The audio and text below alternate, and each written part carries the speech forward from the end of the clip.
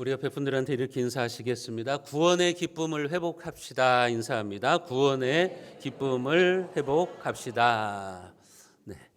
노벨 생리의학상을 받은 알렉시스 카렐 박사가 있습니다. 이분은 이런 말을 했습니다. 얼굴 색깔과 위의 색깔은 똑같다. 그런 말을 했어요. 얼굴이 밝으면 위장도 밝은 색입니다. 여러분들이 얼굴이 기쁨이 충만하면 여러분들의 위도 활발하게 움직여가지고 여러분들의 몸을 건강하게 만드는 거예요. 그런데 그 얼굴에 근심과 걱정이 가득하고 얼굴이 어두우면 여러분들의 위도 거무튀튀하게 변해가지고 소화불량에 걸리고 건강도 좋지를 않습니다. 그래서 여러분들이 늘 기쁨으로 웃는 얼굴로 살아가는 게 중요해요. 여러분들의 얼굴이 밝으면 여러분들의 위의 색깔도 밝아지고 여러분들의 얼굴이 검으면 위도 색깔이 바뀐다고 하는 거예요. 이것은 의학적인 사실일 거예요. 왜냐하면 노벨상을 받은 분이 말씀하셨기 때문입니다. 이번 한 주간 여러분들이 십자가 앞에서 그 구원의 기쁨을 회복하십시오. 여러분들에게 나누어드린 고난주간 묵상집을 보면서 십자가가 우리에게 가져다 준 그 놀라운 은혜, 구원의 기쁨을 회복하시고 영육간에 강건하게 되시기를 주님의 이름으로 축복합니다. 오늘 본문 요한복음 19장은 우리 구주 예수님께서 십자가에 달리시는 장면을 보여주시고 있습니다. 예수님께서 골고다 언덕에 십자가에 못 박혀 계실 때 거기에는 3개의 십자가가 있었다고 하는 것을 사복음서가 모두 증거해 주고 있습니다. 마태, 마가, 누가, 요한복음이 다 골고다 언덕에는 3개의 십자가가 있었다고 증언합니다. 그리고 그 3개의 십자가 중에 예수님의 십자가가 가운데에 있었다고 하는 사실은 요한복음에만 기록되어 있습니다. 오늘 요한복음 19장 17절과 18절에 보시면 그들이 예수를 맡음에 예수께서 자기의 십자가를 지시고 해골 히브리 말로 골고다라 하는 곳에 나가시니 그들이 거기서 예수를 십자가에 못 박을새 다른 2사람도 그와 함께 좌우편에 못 박으니 예수는 가운데 있더라. 예수님의 십자가를 가운데 두고 그 좌우편에 흉악한 강도들이 십자가에 못 박혀 있었다고 하는 겁니다. 그러니까 지금 예수님은요 강도 취급을 받고 있는 거예요. 극악무도한 강도 취급을 받고 있는 예수님의 모습을 봅니다. 십자가형은 그 당시에 로마 시대의 흉악한 죄인들, 흉악한 강도들을 죽이는 사형 수단이에요. 오늘날 가장 강한 사형 수단이 뭡니까? 목매달아서 죽이는 그런 사형 수단도 있을 것이고 총사령도 있을 것이지만 예수님 당시에는 가장 흉악한 범인을 죽이는 방법이 뭐냐면 십자가에 매다는 거예요. 예수님은 그렇게 극악무도한 강도 취급을 받고 있는 겁니다. 그러나 하나님은 그 십자가를 통해서 하나님의 구원 계획을 이루십니다. 모든 인간을 구원하시고자 하시는 하나님의 계획을 이루시는 거예요. 성경은 골고다 언덕의 가운데에 서 있었던 그 십자가는 전혀 다른 차원의 십자가라고 지금 우리에게 말씀해 주시고 있어요. 예수님은 흉악한 강도, 극악무도한 죄인으로 죽는 것이 아니라 가운데에 서 있는 그 십자가는 어떤 의미를 가지고 있는가, 그것을 오늘 말씀을 통해서 우리들에게 가르쳐 주시고 있는 거죠. 예수님께서 십자가에 못 박혀 매달려 계실 때 주님의 십자가 좌우편에는 이렇게 2 행악자가 달려 있었습니다. 그들에게는 공통점이 있죠.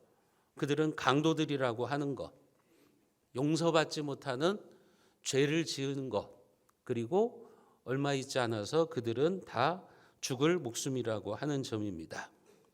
그런데 이 2사람이 예수님을 바라보는 관점은 180도로 다릅니다. 기독교 전승에 의하면 예수님의 십자가 좌편에 있던 강도의 이름은 게스다라고 말합니다. 이 게스다라고 하는 사람은 죽는 순간까지도 예수님을 믿지 않았어요. 오히려 예수님을 조롱하고 비방했죠. 누가복음 23장 39절에 보면 그렇게 말씀하십니다. 달린 행악자 중 하나는 비방하여 이르되 네가 그리스도가 아니냐 너와 우리를 구원하라 하되.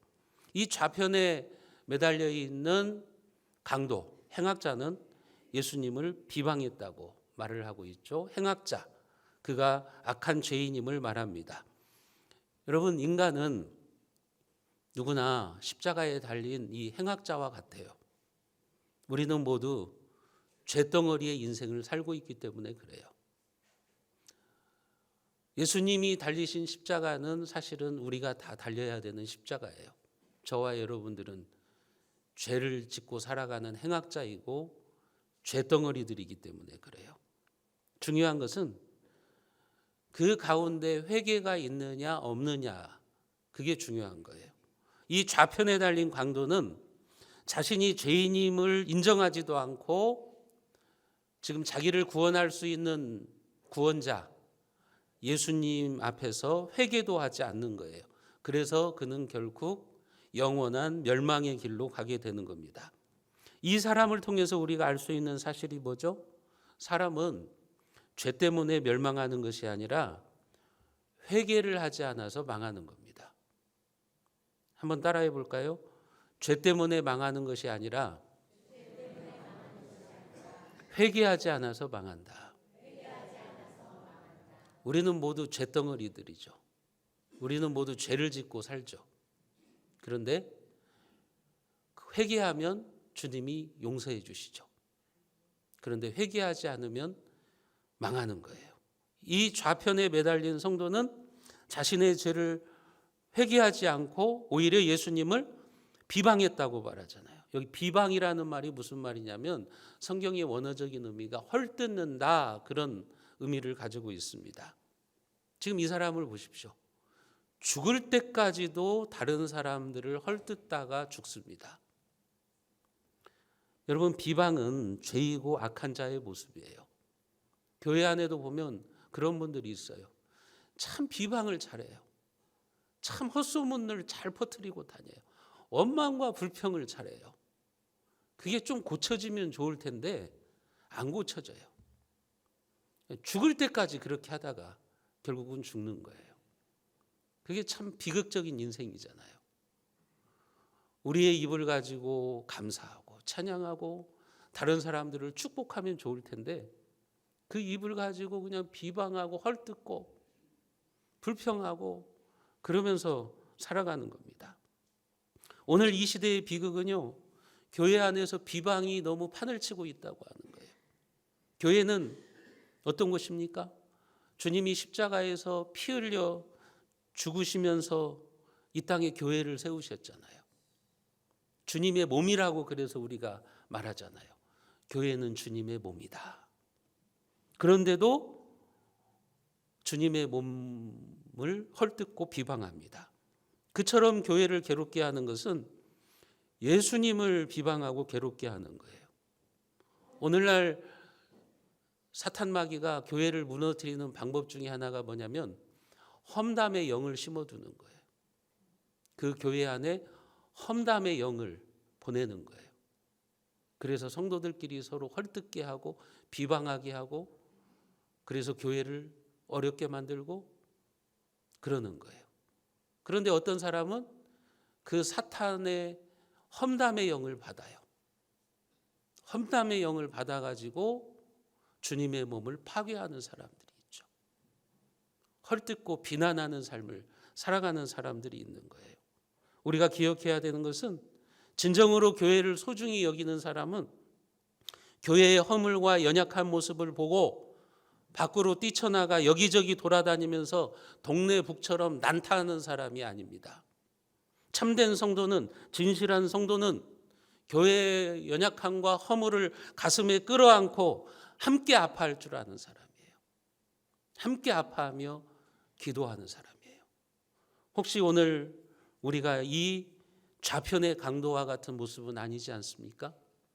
죽는 순간까지도 남을 헐뜯고 비방하는 그런 삶을 살아가는 것은 아닌가 하는 것입니다. 좌편의 강도는 하나님 두려워할 줄 모르다가 결국은 마지막 회개의 길을 놓쳐버리고 만 거예요. 그러니까 이 사람이 망한 것은 죄 때문에 망한 것이 아니라고요.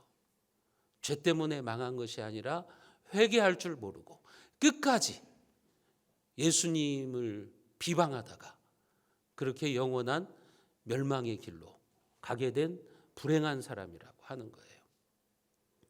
이와는 반대로 예수님의 십자가 우편에 매달려 있었던 강도, 이 사람의 이름은 데스마였다고 이야기를 합니다.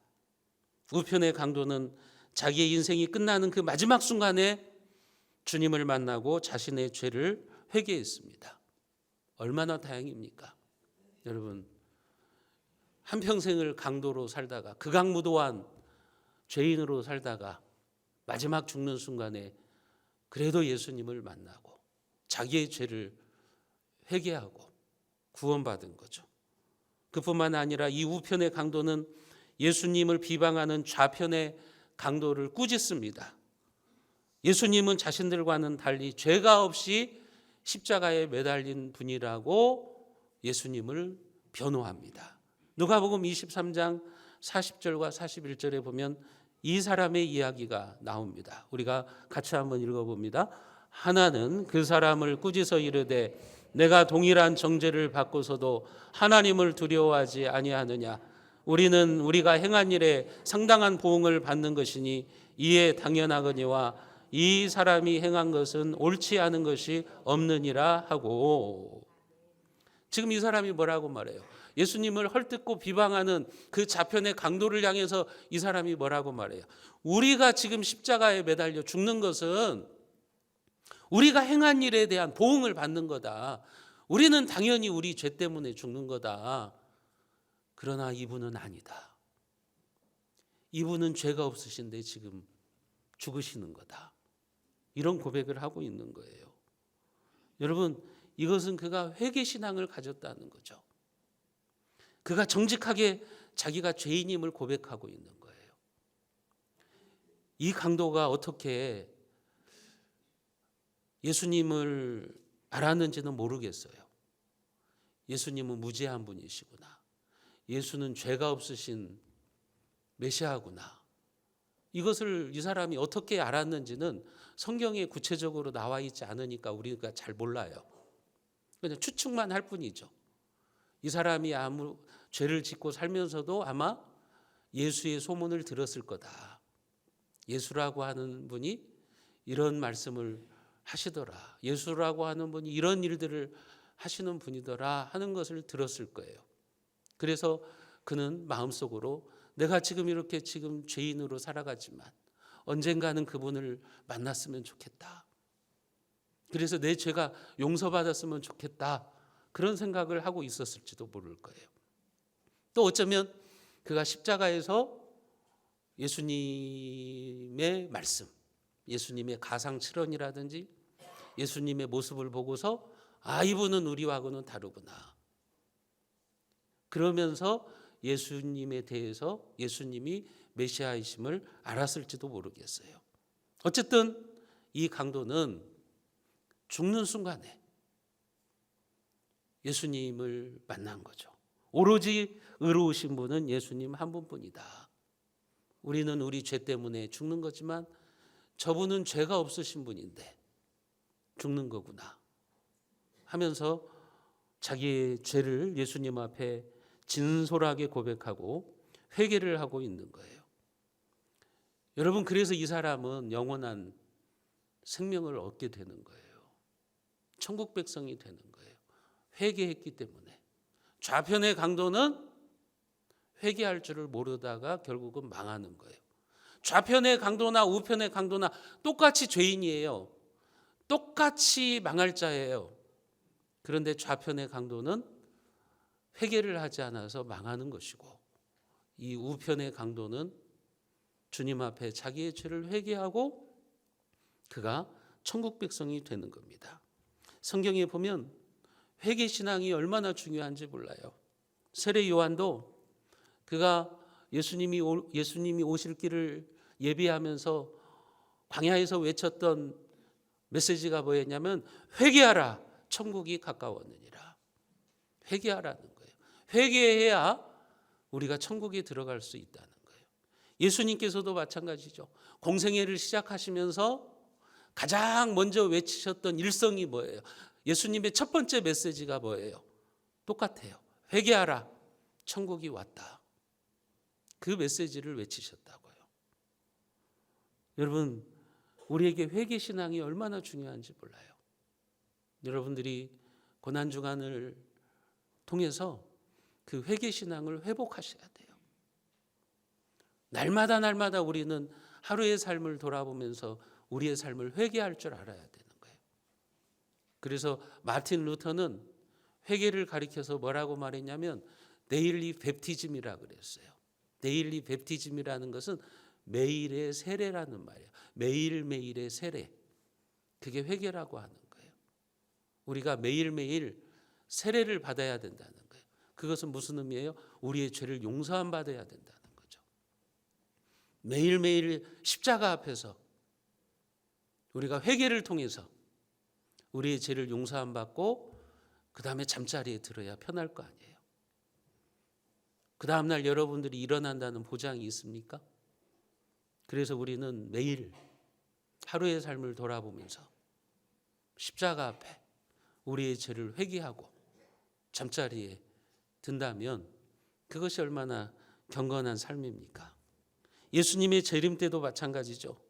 회개하는 자들만이요 천국에 들어갈 수가 있는 거예요. 요한계시록 22장 14절에 보면 이런 말씀이 있습니다. 자기 두루마기를 빠는 자들은 복이 있나니 이는 그들이 생명나무에 나아가며 문들을 통하여 성에 들어갈 권세를 받으려 함이로다. 여기 자기 두루마기를 빠는 자들이 복이 있다 그랬는데 자기 두루마리를 빤다는 말은 세탁을 한다는 말이에요. 쉽게 말하면 회개하는 신앙을 말하는 거예요. 회개하는 삶. 자기 두루마기를 빠는 자들은 영혼의 세탁이 이루어진 자들이에요. 그들이 천국문을 통하여서 성에 들어간다. 새 예루살렘. 다시 말씀드리면 하나님이 우리를 위해서 예비해 두신 영원한 천국으로 들어간다는 거예요. 그 천국문에 들어가는 게 뭐냐? 자기 두루마기를 빠는 거예요. 날마다 우리가 영혼의 세탁을 하는 거예요. 회개를 통해서 영혼의 세탁을 하는 자들, 그들이 거룩한 천국에 들어갈 수가 있다는 거죠. 왜요? 천국은 죄를 가지고 들어갈 수 있는 곳이 아닙니다. 천국은 거룩한 곳이에요. 하나님이 임재해 계신 곳이에요. 그곳에 죄가 있을 수가 없어요. 그래서 자기 두루마기를 빠는 자들, 이들이 천국문으로 들어갈 수가 있는 거죠. 그래서 예수님은 지금 이 우편 강도에게 구원을 선포하시는 거예요. 이 사람은 죽는 순간에 예수님을 만났어요. 그리고 자기의 죄를 회개한 사람이에요. 자기 두루마리를 빤 사람이에요. 한마디로 말하면 영혼의 세탁이 이루어진 사람이에요. 그래서 예수님께서 구원을 선포하시는 거예요. 오늘 누가복음 23장 42절과 43절 말씀을 우리가 같이 한번 읽어보겠습니다. 이르되 예수여 당신의 나라에 임하실 때에 나를 기억하소서 하니 예수께서 이르시되 내가 진실로 내게 이르노니 오늘 네가 나와 함께 낙원에 있으리라 하시니라. 아멘. 예수님은 이 사람을 향해서 말합니다. 오늘 네가 나와 함께 낙원에 있으리라. 이 사람에게 구원의 선포가 주어진 거죠. 이 말을 통해서 우리는 무엇을 알 수 있어요? 이 사람은요, 하나님 나라를 소망하는 신앙을 가지고 있었어요. 그래서 예수님께 그렇게 부탁하는 거예요. 당신의 나라에 임하실 때 나를 기억해 주소서. 그리고 주님은 그 사람에게 오늘 네가 나와 함께 낙원에 있으리라. 그 사람의 요청을 들어주셔서 그가 하나님의 백성이 되는 축복을 허락해 주신 거죠. 여러분, 갈보리 언덕에 서 있던 예수님의 십자가 옆에 왜 하필 두 개의 십자가가 서 있었는지 생각해 보신 적이 있습니까? 예수님의 십자가가 가운데에 있었고 왜 두 개의 십자가가 있었어요? 왜 6개나 10개가 아닌 두 개의 십자가가 서 있다고 생각하십니까? 그것은 모든 인간은 두 개의 십자가 중에 하나를 선택해야 된다는 의미예요. 심판의 십자가를 선택할 것인가? 좌편의 강도처럼 심판의 십자가에 매달릴 것인가? 아니면 용서의 십자가를 선택해야 될 것인가? 결국은 이 두 가지 선택밖에 없어요. 이 세상의 모든 인간들은 이 두 가지 선택밖에 없어요. 예수님을 믿지 않고 영원한 심판의 길을 걸어갈 것인가? 아니면 예수님을 믿고 영원한 생명의 길을 걸어갈 것인가? 여러분들은 영원한 구원의 길을 선택하시기를 주님의 이름으로 축복합니다. 여러분, 이 예수님 좌우편의 강도를 통해서 우리는 어떤 영적인 진리를 발견하게 됩니까? 이 세상의 모든 사람들은 결국은 주님의 십자가를 가운데 두고 두 종류의 사람으로 분리된다는 겁니다. 그래서 십자가는 분리의 장소예요. 우리도 언젠가는 이 두 강도처럼 심판주이신 주님 앞에 서게 될 겁니다. 그리고 여러분들의 인생과 신앙생활을 평가받을 거예요. 내가 어떻게 신앙생활을 했는지, 내가 어떻게 교회를 섬겼는지, 그것을 여러분 평가받을 거예요. 그때요, 오직 두 갈래의 길이 있을 뿐이에요. 멸망으로 가는 길이 있고 생명으로 가는 길이 있고, 지옥문으로 들어가는 사람이 있고 천국문으로 들어가는 사람이 있고, 그런 면에서 가운데에 서 있는 주님의 십자가는 분리의 십자가입니다. 그것도 영원한 분리입니다. 한번 그렇게 분리되면 돌이킬 수 없는 영원한 분리예요. 영원한 생명과 영원한 멸망으로의 분리라고 하는 겁니다. 여러분, 십자가를 분기점으로 구원자와 멸망자가 나누어지는 겁니다. 십자가를 중심에 두고, 예수님의 십자가를 중심에 두고 양과 염소가 나누어지고 가라지와 알곡이 분리되어지는 거예요. 십자가를 중심에 세우고 천국과 지옥이 갈라지는 겁니다. 형벌과 축복이 갈라지는 겁니다. 사랑하는 성도 여러분, 천국과 지옥의 차이가 뭐예요? 결국은 믿음의 차이예요. 오른편의 강도는 예수님을 믿었고 왼편 강도는 예수님을 믿지 않은 거예요. 좌편의 강도는 자기가 구원받을 수 있는 기회가 주어졌는데도 그 기회를 놓쳐버린 거죠. 이런 예를 한번 생각해 보세요. 어떤 사람이 죽을 병에 걸려서 죽어가고 있는데 복음이 들려왔어요. 굿뉴스가 들려왔어요. 좋은 소식이 들려왔어요. 어디 병원에 가면 좋은 약이 있다더라. 좋은 주사가 있는데 그 주사 한 대를 맞으면 낫는다는 소식을 들었어요. 그 주사를 맞으면 이제 사는 거잖아요. 그게 복음이잖아요. 좋은 소식이잖아요. 그런데 그 사람이 주사 맞는 것을 부정적으로 생각하고 거부하는 거예요. 뭐 그 주사 맞는다고 살아나? 하면서 그것을 거부하는 거예요. 그러면 그 사람은 병에 걸려서 죽은 것이 아니라 그 주사를 거부해서 죽은 거라고요. 마찬가지로 하나님은 우리에게 죽지 않을, 멸망하지 않을 방법을 알려주셨잖아요. 그것은 예수님을 믿어라. 가운데 서 있는 십자가를 바라보라. 그러면 산다. 그러면 멸망당하지 않고 영원한 생명을 얻는다. 우리에게 알려주셨잖아요. 그런데도 사람들이 예수님을 믿지 않고 거부한다면, 그래서 영원한 지옥으로 떨어진다면 그게 누구의 잘못이에요? 여러분, 그게 하나님 잘못입니까? 아니잖아요. 우리의 잘못이죠. 우리가 선택한 결과라고 하는 거죠. 그래서 예수님의 십자가가 천국과 지옥의 갈림길이고 영생과 영벌의 갈림길이 되는 겁니다. 사랑하는 성도 여러분, 저와 여러분들도 예수님의 십자가를 가운데 두고 선택해야 됩니다. 왼편의 강도, 그는 예수님을 끝까지 거부하고 회개하지 않고 자기 고집대로 살다가 자기 마음대로 살다가 결국은 영원한 멸망의 신세가 되어버리는 겁니다. 하지만 오른편의 강도, 그는 예수 그리스도로 말미암아 구원받고 주님과 함께 낙원에 이르는 영원한 생명을 얻게 되는 사람들을 대표하고 있는 거예요. 나는 과연 어디에 속해 있다고 생각하십니까? 여러분들은 왼편입니까? 오른편입니까? 바라기는 영원한 생명과 영원한 멸망을 분리하는 그 분리의 십자가를 가운데 두시고 여러분 모두 영원한 생명의 축복을 누리시기를 주님의 이름으로 축원드립니다.